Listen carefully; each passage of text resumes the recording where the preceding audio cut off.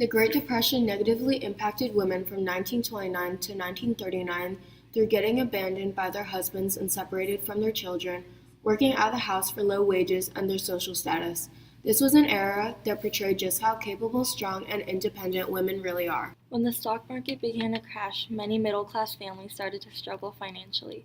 Men of the families realized this, and some left their life and families behind so they could look for other jobs to support themselves. Because of this, women had to support the household. Some couples delayed marriages or even decided not to marry at all, given the financial constraints of setting up a new household, thus resulting in women and their children moving into relatives' homes because they were evicted from their previous house and taking on more responsibilities. The kids, some experienced malnutrition in these households, had to mature faster than ever to run the house, while their mother and maybe father supported them financially. In extreme circumstances, some women even had to sell their children because they could not care for them. Households needed more than one income to support the family, resulting in the women of the household joining the workforce. Many women had taken on jobs like secretaries, teachers, librarians, and nurses. In 1930, approximately 10.5 million women worked outside the home. By 1940, approximately 13 million women worked for wages outside the home. The federal government put laws in effect between 1932 and 1937 which made it illegal for more than one person per family to find employment within the federal civil service. Despite how hard it was for women to even get jobs that paid enough to support their family, or for bosses to pay workers on time, women were forced to quit their jobs so men could have them.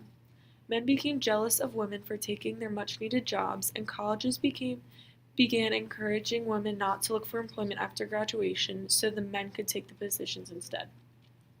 They were also ridiculed by others for searching for jobs when men could not even obtain one themselves. However, this did not stop them and many women from still managing to get jobs and support their family. Everyone at this time was struggling to support their loved ones, and women took charge rather than sit back and have their husbands take care of it. Feminism was not acted on during the economically hard time of the Great Depression. Women around the nation became politically and economically active because of the pressures and stress of the time.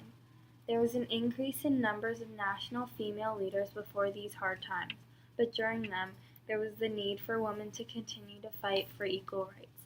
However, on the work side of things, women voiced their opinions and views well, and did not shy away from the opportunities to be heard.